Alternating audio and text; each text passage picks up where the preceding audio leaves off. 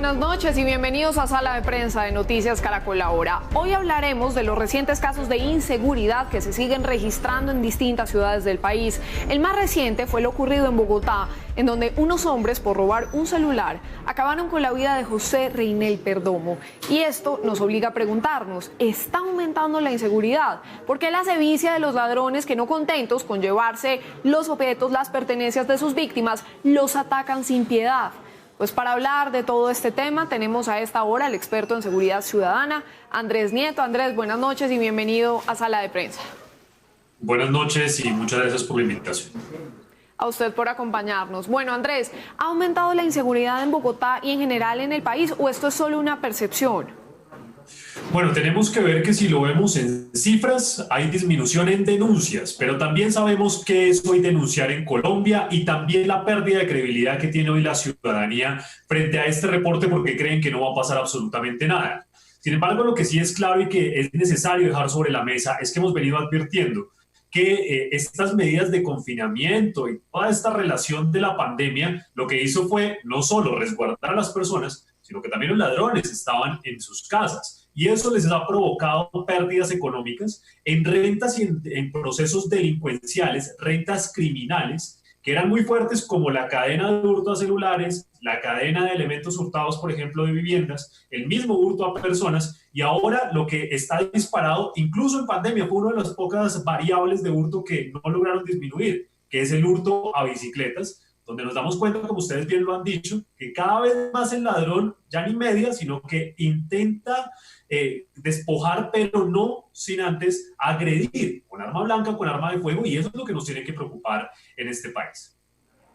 Claro, y quisiera que tratáramos de entender esto por partes, pues ya que es un tema tan amplio. Algo de todo esto que usted nos está mencionando, Andrés, es que pues las instituciones oficiales, las autoridades aseguran que, como usted lo decía, hay una reducción en estos delitos. Pero entonces, ¿esto cómo lo entendemos? Porque, ¿qué cifras maneja usted? Bueno, nosotros si lo ponemos en cifras oficiales de denuncias, pues hay disminución, como les vamos diciendo. ¿El problema cuál es? El problema es que no es que sea percepción. Todos los días nos enteramos de diferentes casos donde los ciudadanos están siendo lesionados y en el peor de los casos mueren por sus pertenencias. Para poderlo analizar sería poner sobre la mesa tres cosas. Lo primero, cada vez más nos damos cuenta cómo en el 30% de los casos los ladrones están usando fuerza física, en cerca del 18% armas blancas y en el 11% armas de fuego. Y adicional a esto vemos cómo hoy están atacando prácticamente sin piedad porque ellos también estuvieron en pérdida durante estos meses y están intentando nivelar esas pérdidas económicas de rentas que eran sumamente rentables en términos de esas economías ilícitas. Lo que dijimos incluso alguna vez en este mismo espacio es que en este país es rentable delinquir lastimosamente por tres razones. Lo primero, porque gana más un ladrón que una persona que tiene un trabajo fijo. Como lo decíamos y lo hemos explicado incluso desde antes de pandemia, una persona que roba un teléfono celular al día y si solo robara uno y trabajara de lunes a viernes puede ganar hasta 2 millones de pesos. La explicación en dinero es clarísima.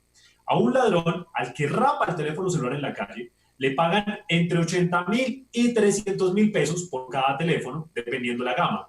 Si en un promedio le pagaran solo 100.000 y solo robara un teléfono y solo trabajara de lunes a viernes, a la semana tendría una ganancia neta de 500.000 pesos. Eso quiere decir que al mes ganaría 2 millones de pesos. Mientras en este país sea mucho más rentable delinquir que tener un trabajo estable, estas estructuras delincuenciales no solo se van a volver más fuertes, sino que se van a seguir especializando y van a seguir generando nuevas formas de ataque sin mediar y sin importar la vida de los ciudadanos. Lo segundo que tenemos que ver es que la mirada del gobierno nacional para atacar esas bandas delincuenciales no es la correcta. Y no es la correcta porque todavía se cree que si se identifica al líder de la banda, el famoso cabecilla, y se captura, la banda se desestructura o se acaba. Y eso no pasa. Ellos no funcionan como un grupo al margen de la ley. Si se va el que rapa el teléfono celular porque lo captura, o si se va el gerente o el que distribuye la ganancia, pues sencillamente lo reemplazan. Y al contrario, si cada vez se fortalecen más porque saben cómo escabullirse, cómo irse para que no tengan rastro las autoridades. Y eso nos lleva a un tercer punto que quizás es la invitación también a la ciudadanía.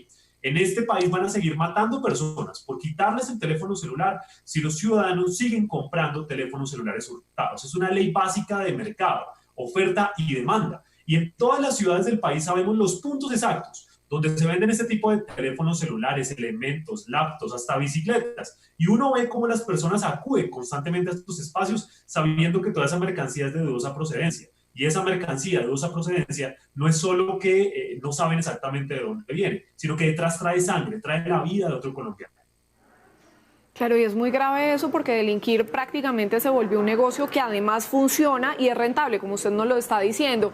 Pero hay un dato de todo lo que menciona Andrés que además hiela la sangre y es la crueldad de los delincuentes que parece no importarle la vida de sus víctimas y que esto además estaría directamente relacionado con la pandemia. Es decir, como ellos también perdieron en estos meses de encierro, de confinamiento y demás, entonces ahora salen mucho más violentos a digamos, tratarnos de quitar a todos los ciudadanos lo que conseguimos con esfuerzo. Sí, y esto es indignante porque primero se perdió el valor de la vida en este país en todos los aspectos. El ladrón efectivamente ya no le importa nada con tal de llevarse el elemento, elementos que jamás van a poder llegar al valor real de la vida de un colombiano, de una colombiana. Efectivamente, hoy es rentable delinquir, es que esto funciona como una empresa. Yo siempre he acuñado este término, son empresas dedicadas a delinquir, porque cada vez más las bandas se especializan. ¿Qué quiere decir? Para los años 70 y 80 en las urbes teníamos unas problemáticas del ladrón de oportunidad. Ese personaje que iba por la calle viendo qué podía robarse, a quién podía atracar. Pero hoy vemos cómo hay ladrones que se especializan. No es el mismo el que hurta viviendas, que el que hurta celulares, que el que hurta bicicletas, que el que hurta comercio. Y cuando digo se especializan es que saben, en el caso, por ejemplo, de los automotores, de las autopartes, de los celulares o de las bicicletas, saben de marcas, de dónde pueden vender rápidamente ese elemento, de más. Y otra muy distinta a la lucha contra los grupos al margen de la ley. Todos hacen parte del gran campo de seguridad, pero todas requieren una mirada distinta y optimizar los recursos. Eso hoy en este país no pasa. Hay puntos en este país donde al mismo policía le toca combatir al clan del Golfo, atender la violencia intrafamiliar, ayudar al personero del municipio, ayudar a los procesos de reforestación y también atrapar a la persona que está robando celular. Eso es inviable, eso realmente es inviable y estamos sobrecargando a nuestros policías sin la posibilidad real de que ellos puedan actuar y que puedan tener además credibilidad de la ciudadanía. Porque en todo esto el gran resultado es que la ciudadanía deja de confiar en la policía porque cree que ellos no actúan y termina deslegitimándose la autoridad real. Sin duda. Y usted también mencionaba, Andrés, que pues quienes compran robado pues también están propiciando y siendo generadores de toda esta violencia y de toda esta inseguridad. Esas propuestas de, por ejemplo, atacar a quienes compran o venden robado, ¿qué tan efectiva puede llegar a ser? Es fundamental acabar esa parte económica, porque podríamos desmantelar todas las bandas que hay en este país, pero mientras el negocio de los celulares hurtados siga siendo rentable y existan estos puntos y existan esas ganancias, pues se van a configurar otras bandas delincuenciales que ocupen esos espacios. Atacar esos espacios requiere de procesos claros desde las diferentes alcaldías. Procesos, por ejemplo, de sellamientos, extinciones de dominio, operativos conjuntos para poder incautar todo ese tipo de elementos. Todos sabemos en todas las ciudades, no solo en las capitales, sino en todos los municipios, dónde es el sitio donde venden los celulares hurtados, dónde están vendiendo las bicicletas que están hurtando.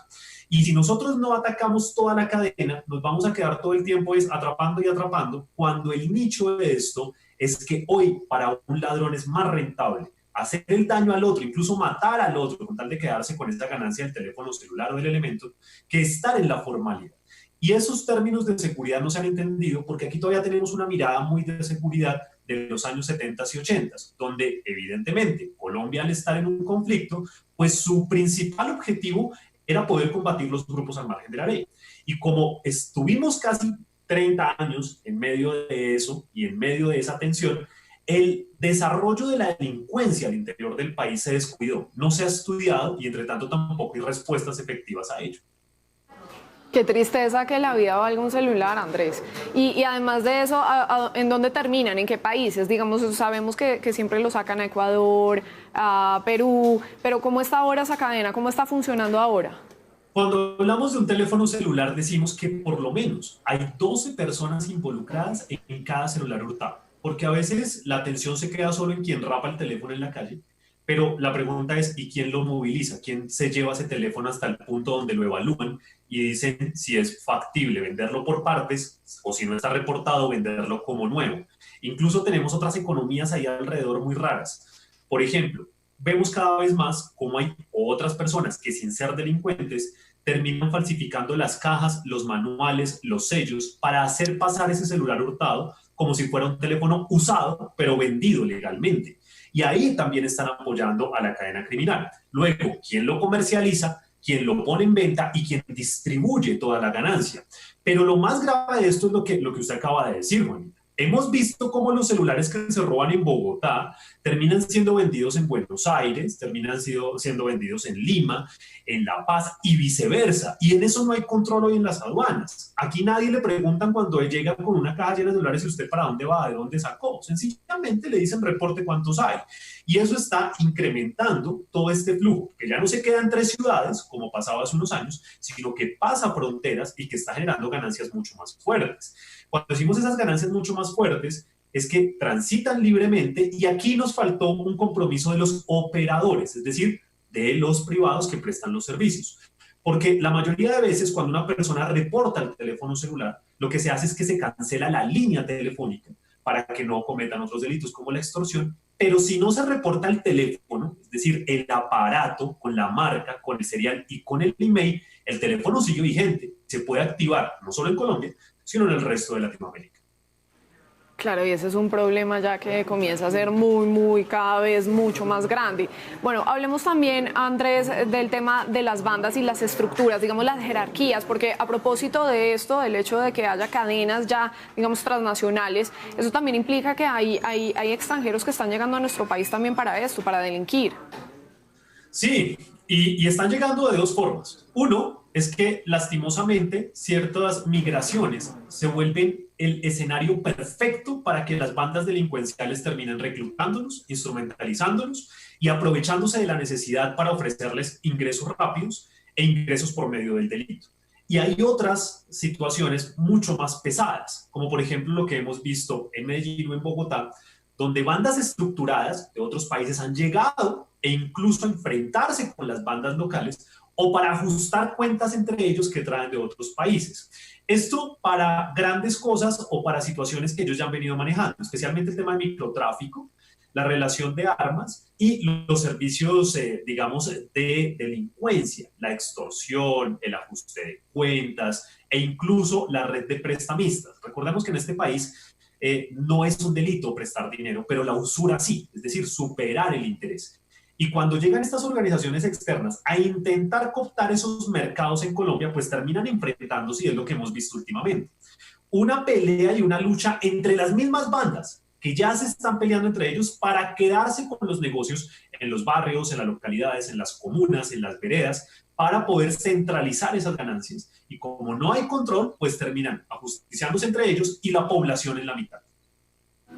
Y la población en la mitad, eso es lo peor de todo. Andrés, y en medio de este panorama de todo esto que usted nos ha dicho, ¿qué podemos hacer los ciudadanos para protegernos? Pero pues obviamente sin llegar a hacer justicia por mano propia.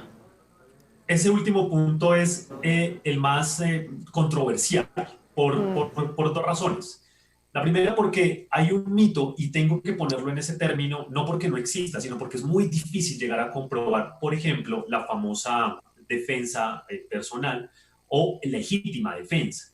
Muchas veces se dice, no, sencillamente usted le pega al ladrón y usted puede comprobar una legítima defensa. En este país, comprobar una legítima defensa es un proceso jurídico y de pruebas muy fuerte, muy pesado, muy largo, que termina no solo en términos costosos para la víctima, sino en procesos jurídicos muy largos. Y eso está llevando a que pues muchas personas decidan armarse también y decidan defenderse. ¿El problema qué es? Que en la ley colombiana, si usted al intentar defenderse del ladrón termina lesionándolo o en el peor de los casos matándolo porque se fue la mano, usted tendrá que responder por homicidios o por lesiones. Y eso es muy complejo, porque ¿en qué momento la ciudadanía termina por armarse? En el momento en que dice, las autoridades no me están cuidando, el Estado no me garantiza y no me queda otra opción. Es un poco triste pensar que los ciudadanos vean que no hay otra opción que salir y comprar un arma o defenderse. Y eso es preocupante porque eso nos va a llevar a unas olas de violencia interminables, donde todos se van a justiciar con todos, todos van a intentar defenderse con todos y no hay posibilidad.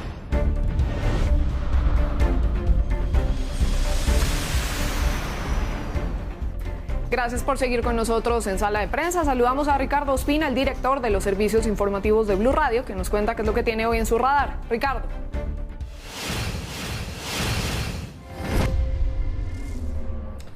Hola, muy buenas noches. Hoy entra en el radar aquí en Sala de Prensa en Noticias Caracol Ahora la muy importante determinación de la Procuraduría, que en primera instancia decidió destituir e inhabilitar para que puedan ejercer cargos públicos durante 20 años, es decir, la máxima sanción disciplinaria prevista en Colombia, a los expatrulleros de la policía Juan Camilo Lloreda y Harvey Damián Rodríguez, quienes, según las pruebas que están en poder de la Fiscalía y también del Ministerio Público, fueron los responsables de matar a golpes al estudiante de Derecho Javier Ordóñez en hechos ocurridos el pasado 9 de septiembre en la madrugada en el barrio Villaluz, en el noroccidente de Bogotá. Episodio de brutalidad policial que luego desencadenó violentas protestas los días 10 y 11 de septiembre en Bogotá, cuyo saldo fue lamentable: 13 personas asesinadas a tiros, algunos de ellos presuntamente a manos de integrantes de la policía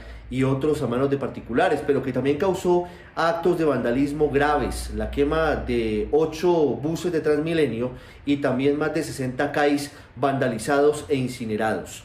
La determinación de la Procuraduría es trascendental porque leyó el expediente y lo hizo en tiempo récord, dio a conocer su determinación. Los expatrulleros Lloreda y Rodríguez están detenidos y están a la espera de que avance el juicio en su contra en lo penal, pero en lo disciplinario la Procuraduría logró determinar, entre otras cosas, que no es cierto que se hubiera presentado una riña previa, como lo habían intentado señalar estos dos exintegrantes de la policía. Y fue más allá de la Procuraduría, porque dijo que esa fue una treta, fue una estratagema para intentar distraer a la opinión pública y a las autoridades y para darle un barniz de supuesta legalidad a esa actuación que fue terrible, que quedó grabada en video y que le dio la vuelta al mundo. Recordarán ustedes el episodio en el que Javier Ordóñez queda tendido en el piso, es sometido a través de 11 impactos con la pistola eléctrica o taser y luego es asesinado a golpes, según medicina legal, cuando le destrozan el hígado y los riñones a punta de impactos. Lo que la Procuraduría ha determinado en esta muy importante sentencia en lo disciplinario es que toda la culpabilidad recae en estos dos hombres y no se descarta, al menos en lo disciplinario y en lo penal, que haya otras personas vinculadas en calidad de cómplices. Por ahora, y esta es una muy buena noticia y es un mensaje importante, es que la justicia está obrando rápidamente en este episodio, que era algo que se reclamaba permanentemente por parte de algunos manifestantes pacíficos luego de este hecho lamentable y bochornoso. Ahora falta que la Fiscalía y los jueces también aceleren el paso y se conozca la sentencia en materia penal. Importantes los detalles de este fallo. Gracias, Ricardo. Y hasta aquí, Sala de Prensa de Noticias Caracol Ahora. Los dejamos con el segmento económico Signo Pesos. Buenas noches y hasta la próxima.